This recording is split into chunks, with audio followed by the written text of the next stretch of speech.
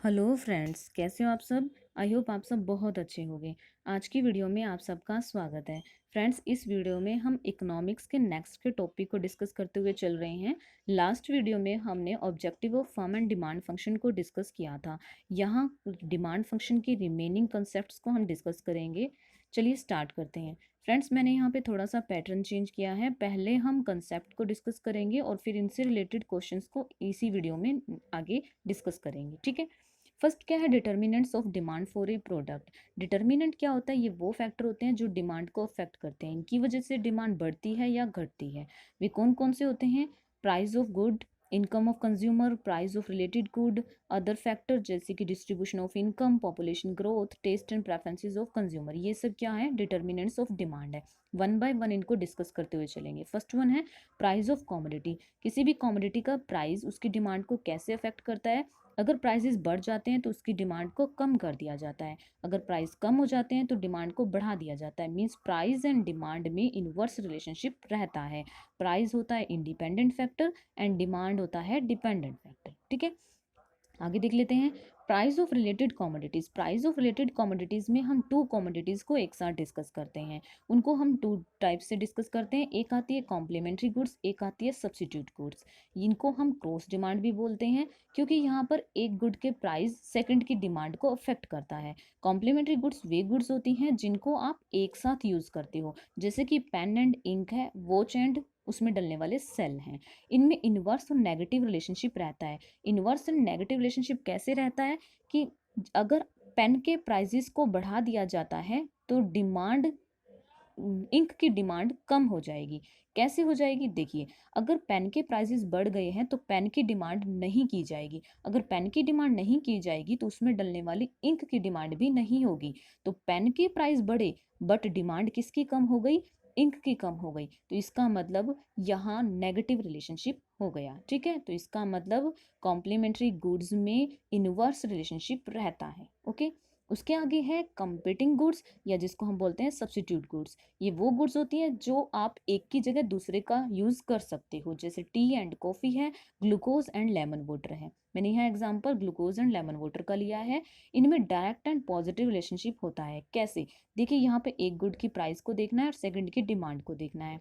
अगर यहाँ पर ग्लूकोज के प्राइस बढ़ा दिए जाते हैं, अगर ग्लूकोज के प्राइस बढ़ गए तो आप ग्लूकोज को छोड़कर अब लेमन वाटर का यूज करने लगोगे और लेमन वाटर का यूज करेंगे तो उसकी डिमांड बढ़ जाएगी। तो यहाँ पर प्राइस तो बढ़े थे किसके? ग्लूकोज के, और आपने डिमांड बढ़ा दी लेमन वाटर की। तो इसका मतलब इनमें कौन सा रिलेशनशिप हो गया? पॉजिटिव या डायरेक्ट रिलेशनशिप। तो इसका मतलब हम बोल सकते हैं कि सब्सिट्यूट गुड्स वे गुड्स होती हैं जिसमें पॉजिटिव रिलेशनशिप रहता है, ठीक है।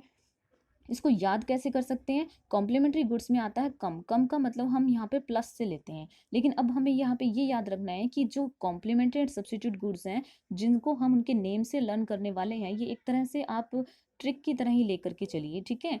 तो आप इनको बस थोड़ा सा याद रखने का तरीका बना रहे हो, जिसमें क्या है कि कम का मतलब होता है प्लस, लेकिन हमें यहाँ पे ऑपोजिट सोचना है। जो कॉम्प्लीमेंट्री होती है उनमें negative, minus means negative relationship होता है, ठीक है। तो कैसे याद रखेंगे?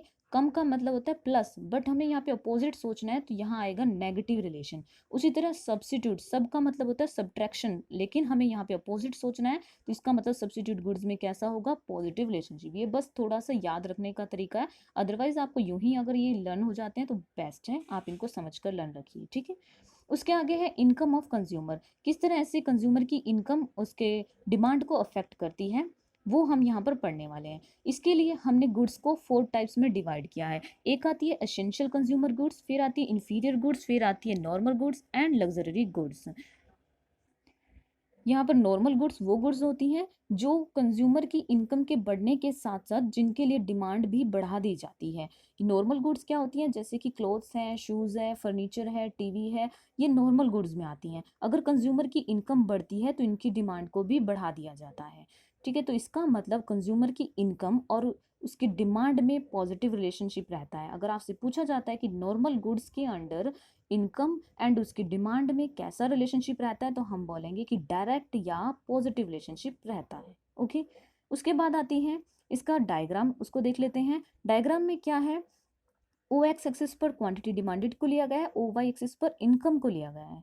यहाँ पर पहले इनकम थी ओ वाई, और उस ओ वाई जब हमारी इनकम थी तो हम डिमांड करते थे ओ क्याऊ। अब हमारी इनकम बढ़कर ओ वाई वन हो गई है तो यहाँ पर हमारी डिमांड भी बढ़कर ओ क्याऊ वन हो गई है। ठीक है, तो नॉर्मल गुड्स में क्या है, यहाँ पर पॉजिटिव रिलेशनशिप रहता है हमारी इनकम में एंड डिमांड।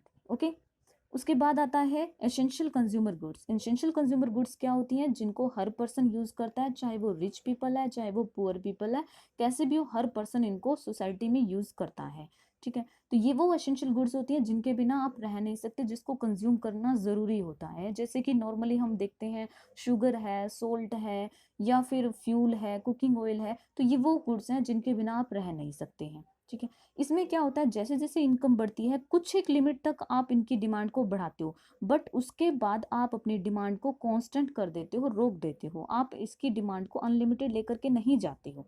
मीन्स जैसे जैसे आपकी इनकम बढ़ी, आपने कुछ लिमिट तक तो अपनी डिमांड को बढ़ाया। देखिए डायग्राम में कैसे, पहले हमारी इनकम ओ वाई और हम ओ क्या डिमांड करते हैं, अब इनकम बढ़ी ओ वाई वन तो हमने यहाँ पर अपनी डिमांड को ओ क्या वन कर दिया। बट उसके आगे अगर हमारी यहाँ पर इनकम ओ वाई टू हो जाती है, तब हम यहाँ पर बढ़ा नहीं रहे हैं अपनी डिमांड को, हमारी डिमांड यहाँ पर कांस्टेंट हो गई है डी थ्री।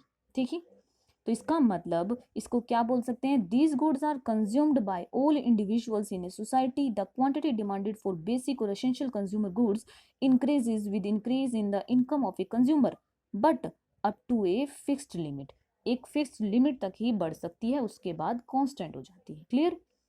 उसके बाद आती है इंफीरियर गुड्स। इंफीरियर गुड्स क्या आती है, इनको हम घटिया क्वालिटी की गुड्स मानते हैं। अगर हमारी इनकम कम है तो इनको हम परचेज करते रहते हैं, बट जब हमारी इनकम बढ़ जाती है तो हम इनको छोड़कर नॉर्मल गुड्स की ओर शिफ्ट कर जाते हैं।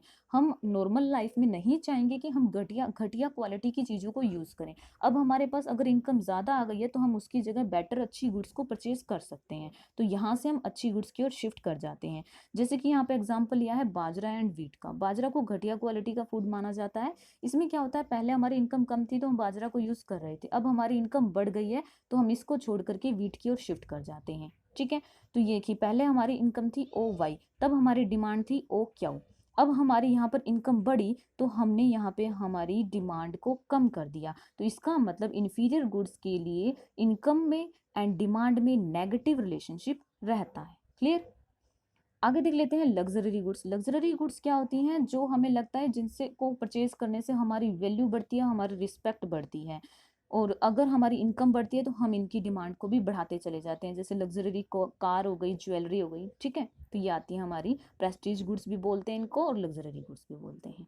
फिर आता है taste and preferences of consumer. Taste and preferences में क्या आते हैं, जैसे कि lifestyles, customs, common habits, change in fashion, standard of living, religious values, age, इन सब चीज़ों के कारण जो हमारी डिमांड अफेक्ट होती है उसको बोलते हैं taste and preferences of consumer. ठीक है, इसको इसके अंदर हम थ्री अफेक्ट को पढ़ते हैं। एक आता है डेमोस्ट्रेशन अफेक्ट, जिसका अदर नेम है बैंड वैगन अफेक्ट। फिर आता है एक स्नोब अफेक्ट, एक आता है वेबलन अफेक्ट। डेमोस्ट्रेशन अफेक्ट जैसा कि नेम ही डिफाइन कर रहा है, डेमो।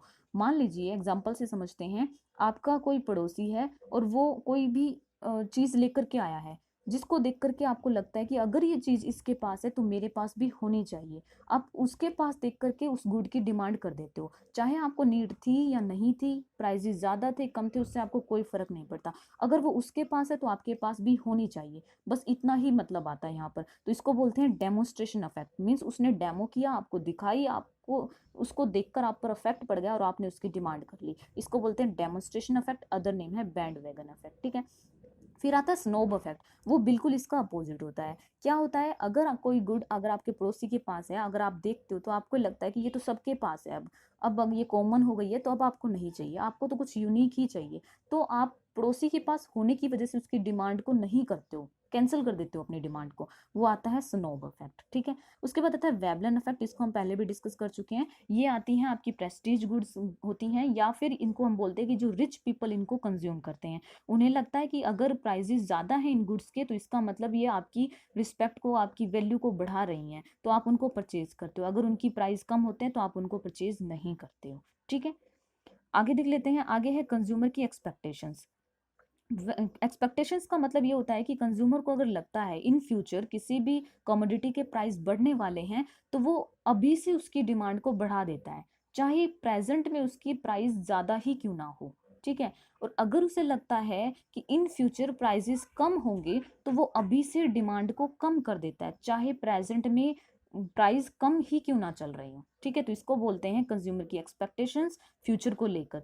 उसे फ्यूचर में लगता है प्राइस बढ़ेंगे या घटेंगे तो वो आज ही अपनी डिमांड को बढ़ा देता है या घटा देता है, ठीक है। उसके बाद आता है अफेक्ट ऑफ एडवर्टाइजमेंट। एडवर्टाइजमेंट भी डिमांड पर बहुत ज़्यादा अफेक्ट डालते हैं। अगर आपको लगता है कि कोई सेलिब्रिटी किसी भी चीज़ की ऐड कर रहा है तो इसका मतलब वो गुड बहुत अच्छी है और आपका फेथ है उसमें, तो आप उसकी डिमांड कर देते हो। तो इसका मतलब एडवर्टाइजमेंट डिमांड को अफेक्ट करने का बहुत बड़ा फैक्टर है, ठीक है। इससे क्या होगा, डिमांड बढ़ेगी। ओके।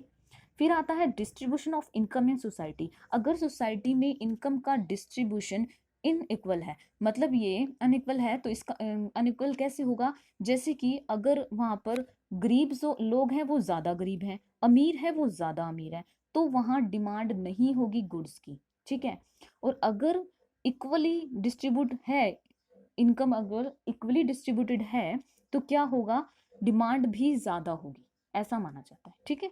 उसके बाद आता है size and composition of population. Size का मतलब ये होता है कि अगर पॉपुलेशन बढ़ती है तो गुड्स की डिमांड भी बढ़ती है, पॉपुलेशन कम होती है तो डिमांड भी कम होती है। कंपोजिशन का मतलब ये होता है कि अगर पॉपुलेशन में हम ये देखते हैं कि परसेंटेज लेडीज का ज़्यादा है और जेंट्स, या फिर जेंट्स का ज़्यादा है या चाइल्ड ज़्यादा है या ओल्ड एज पर्सन ज़्यादा है, उसके अकॉर्डिंग हमारी डिमांड भी चेंज होती है।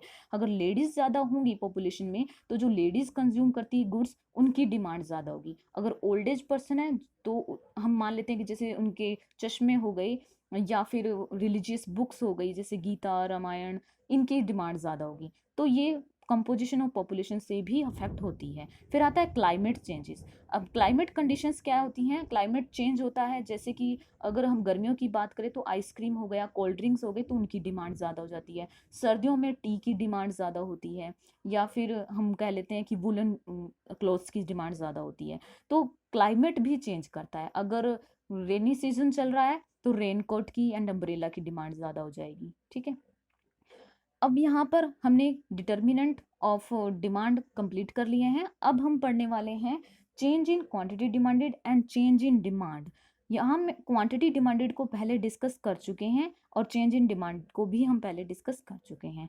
क्वांटिटी डिमांडेड में क्या आता है, एक पर्टिकुलर प्राइस पर पर्टिकुलर क्वांटिटी की डिमांड को लिया जाता है। और चेंज इन डिमांड में क्या आता है, यहाँ पर डिफरेंट क्वांटिटीज आती हैं, डिफरेंट डिफरेंट प्राइजेस आते हैं, तो उसको हम डिमांड में लेते हैं। अब यहाँ पर पढ़ते हैं कि जो क्वांटिटी डिमांडेड है इसको बोलते हैं हम मूवमेंट अलोंग डिमांड कर्व, और जो चेंज इन डिमांड होता है उसको बोलते हैं शिफ्ट ऑफ डिमांड कर्व। देखिए इनको डिटेल में करते हुए चलते हैं। फर्स्ट है चेंज इन क्वांटिटी डिमांडेड और मूवमेंट अलोंग डिमांड कर्व। ये कब अराइज होता है, when there is a change in quantity demanded of a particular commodity because of a change in price. ये होता है प्राइस के चेंज होने के कारण, ठीक है। याद रखेंगे कि क्वांटिटी डिमांडेड कब अराइज होगा, जब प्राइस में चेंज होगा। इससे क्या होता है, गुड्स की डिमांड बढ़ती भी है और घटती भी है। और जब गुड्स की डिमांड बढ़ती है और घटती है तो उसको हम क्या बोलते हैं, एक्सटेंशन एंड कंट्रैक्शन बोलते हैं, ठीक है। याद रखेंगे जब हम बात करेंगे क्वांटिटी डिमांडेड की तो यहाँ पर चेंज इन प्राइस के कारण डिमांड बढ़ेगी भी और घटेगी भी। बढ़ेगी तो उसको बोलेंगे एक्सटेंशन, घटेगी तो उसको बोलेंगे कॉन्ट्रैक्शन। अब देख लेते हैं इसको समझने के लिए कैसे है। देखिए चेंज इन प्राइस, अगर प्राइस में चेंज होगा तो किस में चेंज आएगा, क्वांटिटी डिमांडेड में। डिमांड में नहीं बोल रही हूँ मैं, बोल रही हूँ क्वांटिटी डिमांडेड में, ठीक है। अगर क्वांटिटी डिमांडेड में चेंज आएगा तो मूवमेंट अलोंग डिमांड का होगा। क्लियर। देखिए प्राइस में चेंज, फिर आता है क्वांटिटी डिमांडेड में चेंज, फिर आता है मूवमेंट, ठीक है। देख लीजिए आगे। तो इसको टू टाइप से डिवाइड किया गया है। एक्सटेंशन ऑफ डिमांड का मतलब होगा कि यहाँ पर प्राइस में फॉल होने के कारण डिमांड बढ़ेगी। प्राइस में फॉल होने के कारण डिमांड कैसे बढ़ेगी, डायग्राम से समझते हैं। देखिए पहले आपके पास प्राइस है 5 रुपीज़, तब आप 1 यूनिट की डिमांड करते हो। अब क्या हुआ, प्राइस कम होकर आ गया है 1 रुपीज़, तो हमने क्या किया, डिमांड को बढ़ाकर 5 यूनिट कर दिया। तो ये क्या हुआ, एक ही डिमांड कब था, पहले हमारी डिमांड यहाँ ए पॉइंट पर थी और अब डिमांड आ गई है हमारी बी पॉइंट की पर। तो इसको बोलेंगे क्या हो गया हमारा, एक्सटेंशन ऑफ डिमांड। मतलब क्या हुआ, प्राइस के फॉल करने के कारण हमारी डिमांड बढ़ गई है। ये याद रखेंगे, एक्सटेंशन या कॉन्ट्रैक्शन किसके कारण होता है, प्राइस के कारण होता है, ठीक है।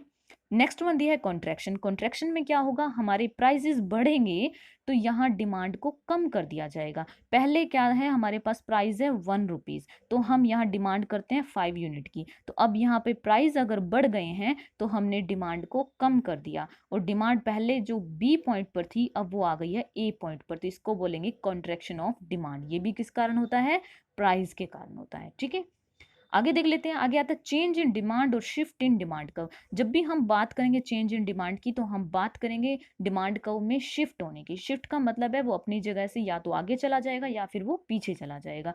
ये किस कारण होगा, ये प्राइस के अलावा जितने भी फैक्टर हैं उनके कारण होगा। मतलब प्राइस का इफेक्ट नहीं आएगा यहाँ पर, यहाँ अदर फैक्टर्स का आएगा। देखिए, when the demand of a commodity changes due to change in any factor other than the earn price, मतलब उस कॉमोडिटी के खुद के प्राइस के अलावा जो भी फैक्टर उसको अफेक्ट करते हैं उसके कारण जो भी डिमांड में चेंज आता है उसी को बोलते हैं हम शिफ्ट इन डिमांड कर्व। ठीक है, देखिए इसको कैसे समझते हैं।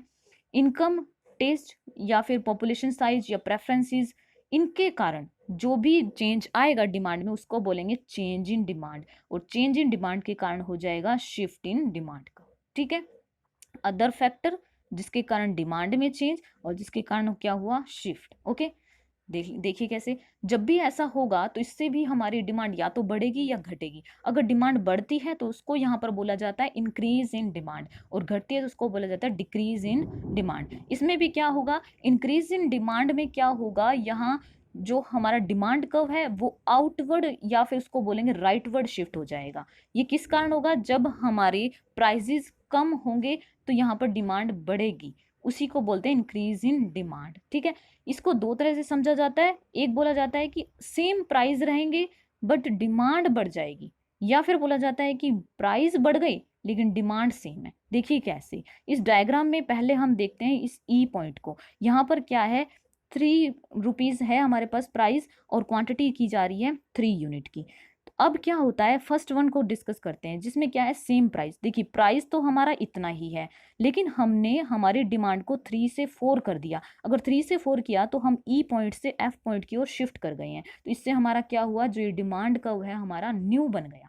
ठीक है, तो इससे आउटवर्ड शिफ्ट हो गया। ये आउटवर्ड शिफ्ट होने को ही क्या बोलते हैं, increase in demand. Second condition क्या हो सकती है, मोर प्राइस। देखिए पहले क्या था, 3 प्राइस था, और अगर हम बोलें कि हमारे प्राइसेस बढ़ गए हैं 4, अगर प्राइस बढ़ गए हैं तो हमें डिमांड कम कर देनी चाहिए थी, लेकिन हम यहाँ कम नहीं कर रहे हैं, उतनी ही क्वांटिटी को डिमांड कर रहे हैं। तो मतलब क्या हुआ, जी पॉइंट। तो इससे भी क्या हो गया, हमारा जो डिमांड कर्व था वो शिफ्ट कर गया। ठीक है, तो दोनों ही कंडीशन, जब चाहे सेम प्राइस हो या फिर मोर प्राइस हो और डिमांड सेम रहे तो हमारा क्या हो रहा है यहाँ पर, इंक्रीज इन डिमांड। क्लियर। उसके बाद आता है decrease in demand. Decrease in demand में क्या होगा, जब प्राइजेस ज़्यादा होंगे तो हमारी डिमांड कम होगी, और कम होने को हम यहाँ बोलेंगे डिक्रीज इन डिमांड। और इससे भी क्या होगा, शिफ्ट हो जाएगा हमारा डिमांड कर्व। जैसे यहाँ पे ए बी से अब हो गया है सी एंड डी। इसको भी देखिए कैसे डिस्कस करते हैं। दो कंडीशन रहती हैं, सेम प्राइस, पहले प्राइस है यहाँ पर 3 तो क्वांटिटी डिमांडेड है यहाँ पर 3 यूनिट। देखिए ई पॉइंट पर अब क्या होता है कि सेम प्राइस रहता है लेकिन हम अपनी डिमांड को कम कर देते हैं। तो यहाँ से मतलब समझ में आ रहा है, कम करना मतलब डिक्रीज इन डिमांड। कम कैसे किया हमने, पहले हम यहाँ पर जहाँ 3 यूनिट परचेज करते थे अब हम कर रहे हैं 2 यूनिट को परचेज। ठीक है, तो 2 यूनिट को परचेज करने के से एफ पॉइंट पर हमारा डिमांड कर्व शिफ्ट कर गया। ठीक है, उसके बाद आता है लेस प्राइस। लेस प्राइस का मतलब क्या हुआ, यहाँ पर अगर 3 प्राइस था हमारा 3 रुपीज़, अब अगर प्राइस को यहाँ पर कम कर दिया जाए, 2 रुपीज़ कर दिया जाए, तो इसका मतलब हमें डिमांड बढ़ा देनी चाहिए थी, बट यहाँ पे हमने डिमांड को नहीं बढ़ाया, अब भी हम 3 यूनिट ही डिमांड कर रहे हैं। तो इसका मतलब क्या हो गया, यहाँ पर ये भी शिफ्ट इन डिमांड कर्व, जो कि क्या है, इनवर्ड या फिर इसको बोलते हैं लेफ्टवर्ड डिमांड कर्व। ठीक है, आगे देख लेते हैं। अब आते हैं इनसे रिलेटेड क्वेश्चंस जिनको अच्छे से जल्दी से करते हुए चलेंगे। क्या आता है, cross elasticity of complementary goods. अभी हमने उसको लर्न करने का तरीका भी देखा और समझा भी है। कॉम्प्लीमेंट्री जैसे कम का मतलब लगता है प्लस, बट हमें यहाँ इनवर्स सोचना है, तो अभी देखा हमने क्या होता है इनमें रिलेशन, नेगेटिव होता है। फिर आता है सब्सिट्यूट कॉमोडिटीज के लिए क्या होगा, सब्सिट्यूट जैसे कि सब्ट्रैक्शन, हमें तो लग रहा था माइनस लेकिन ये क्या है, पॉजिटिव, और इनको अभी हमने समझा भी है डिटेल में। ओके, आगे क्या है, movement along a demand curve as a result of change in price. अभी हमने देखा कि प्राइस में चेंज होने की वजह से या तो एक्सटेंशन होता है या कॉन्ट्रैक्शन होता है, और जिसको हम बोलते हैं change in quantity demanded. Okay, उसके बाद है demand curve for a product will shift outward to the right when. देखिए शिफ्ट कब होगा, अदर थिंग्स के कारण होगा, प्राइस के कारण नहीं होगा। और यहाँ डी पॉइंट में देखिए लिखा है the price of product itself, ये तो बिल्कुल भी आंसर नहीं हो सकता। उसके बाद अदर थिंग्स है, अदर थिंग्स फर्स्ट पॉइंट देखिए, इसमें बोला है the price of A substitute good rise. यहाँ पे एक के प्राइस को देखना है और सेकंड की डिमांड को। यहाँ पे सब्सिट्यूट गुड्स है means glucose and lemon water. अगर ग्लूकोज के प्राइजेस बढ़ जाते हैं तो हम क्या करते हैं, लेमन वाटर की डिमांड को बढ़ा देते हैं। तो यही बोल रहा है कि शिफ्ट कब करेगा, शिफ्ट कौन सी साइड कर रहा है, राइटवर्ड कर रहा है। राइटवर्ड का मतलब बढ़ जाना। ये बढ़ेगा कब, जब आपके सब्स्टिट्यूट गुड की प्राइसेस को बढ़ा दिया जाता है। तो इसका मतलब यहाँ पर हमारा आंसर क्या हो गया, ए हो गया। क्लियर, यहाँ पर हमारा डिमांड कर्व शिफ्ट कर रहा है राइटवर्ड, इसका मतलब डिमांड बढ़ रही है। और डिमांड कब बढ़ती है, जब उसके सब्स्टिट्यूट गुड के प्राइस बढ़ जाएंगे तब। ठीक है, तो हमारा आंसर यहाँ पर ए हो गया। और ये इनकम फॉल होने से तो कम होगा, बढ़ेगा नहीं। ठीक है, उसके बाद आता है which one of these is an exception to the law of demand. Law of demand का एक्सेप्शन क्या है, हम लास्ट की वीडियो में डिस्कस कर चुके हैं डिटेल में। अभी हमने ये डेमोन्स्ट्रेशन इफेक्ट भी देखा कि इस पर लॉ ऑफ डिमांड अप्लाई नहीं होता। आप गुड को डिमांड करते हो, चाहे आप उसके प्राइसेस कितने भी हों, या फिर आपको उसकी नीड हो या ना हो, आप बस उसकी डिमांड करते हो, तो यहाँ लॉ ऑफ डिमांड अप्लाई नहीं होता। गिफिन गुड्स पर भी लॉ ऑफ डिमांड अप्लाई नहीं होता। गिफिन गुड्स में प्राइस एंड क्वांटिटी डिमांडेड में पॉजिटिव रिलेशन रहता है। और फ्यूचर स्कार्सिटी मीन्स कंज्यूमर की एक्सपेक्टेशंस, वो अभी हमने यहाँ पर देखा, उस पर भी लॉ ऑफ डिमांड अप्लाई नहीं होता। तो आंसर क्या है यहाँ पर, ऑल ऑफ द अबव। उसके बाद है if the demand for a good is relatively price in elastic. मतलब किसी भी गुड की जो डिमांड है वो इन इलास्टिक है, प्राइस को लेकर, प्राइस बढ़े या घटे उसकी डिमांड पर कोई इफेक्ट नहीं होता है। मान लीजिए प्राइस है 2 रुपीज और आप 3 यूनिट की डिमांड करते हो, और चाहे प्राइस कुछ भी हो आप 3 यूनिट की ही डिमांड करोगे। तो अगर प्राइस को राइज कर दिया जाए, मीन्स प्राइस को कर दिया जाए 4 रुपीज, तो आपकी रिवेन्यू पर क्या अफेक्ट पड़ेगा। तो रिवेन्यू देखिए यहाँ पे क्या था, पहले 3 2 6 और अब रिवेन्यू कितना हो गया 12। तो इसका मतलब क्या है, हमारे रिवेन्यू राइज कर जाएंगे। तो आंसर क्या हो गया, सी। ओके, उसके बाद है which of the following is not a shift factor of demand. हमने देखा था शिफ्ट किसकी वजह से होता है, अदर फैक्टर्स की वजह से होता है, प्राइस के कारण नहीं होता है। तो नोट कौन सा है फिर, इसका मतलब प्राइस। इनकम के कारण शिफ्ट करेगा, फैशन के कारण करेगा, टेस्ट के कारण करेगा, बट प्राइस के कारण क्या होगा, मूवमेंट होगा। ठीक है, in case of given goods price effect is, अभी देखा हमने गिवन गुड्स में क्या होता है, प्राइस इफेक्ट यहाँ पर पॉजिटिव होता है, क्योंकि ये लॉ ऑफ डिमांड को फॉलो नहीं करता। और जो लॉ ऑफ डिमांड है वो क्या कहता है कि प्राइस में एंड डिमांड में नेगेटिव रिलेशन होता है। और जहां पर भी नेगेटिव रिलेशन नहीं लगा तो इसका मतलब उसने लॉ ऑफ डिमांड को फॉलो नहीं किया। तो गिवन गुड्स भी वही होती हैं, तो इसका मतलब कौन सा रिलेशन हो गया, पॉजिटिव। ओके, उसके आगे if two commodities perfectly substitute the direction of change of the cross elasticity of demand between them be. देखिए यहाँ कह रहा है कि सब्स्टिट्यूट गुड्स हैं, अभी बिल्कुल वही बात बोल रहा है कि सब्स्टिट्यूट गुड्स के लिए कैसा रिलेशनशिप होगा, पॉजिटिव होगा या नेगेटिव होगा। अभी हमने देखा कि सब्स्टिट्यूट गुड्स के लिए कौन सा होता है, पॉजिटिव होता है। और सब्स्टिट्यूट गुड्स कैसे, जैसे कि tea and coffee, glucose and lemon water. Okay, फिर आता है a normal good can be defined as one which consumers purchase more as of. ये कह रहा है कि नॉर्मल गुड्स वो होती हैं अगर कंज्यूमर की क्या बढ़ा दी जाए, मीन्स क्या हो जिससे उसकी नॉर्मल गुड्स की डिमांड बढ़ जाए।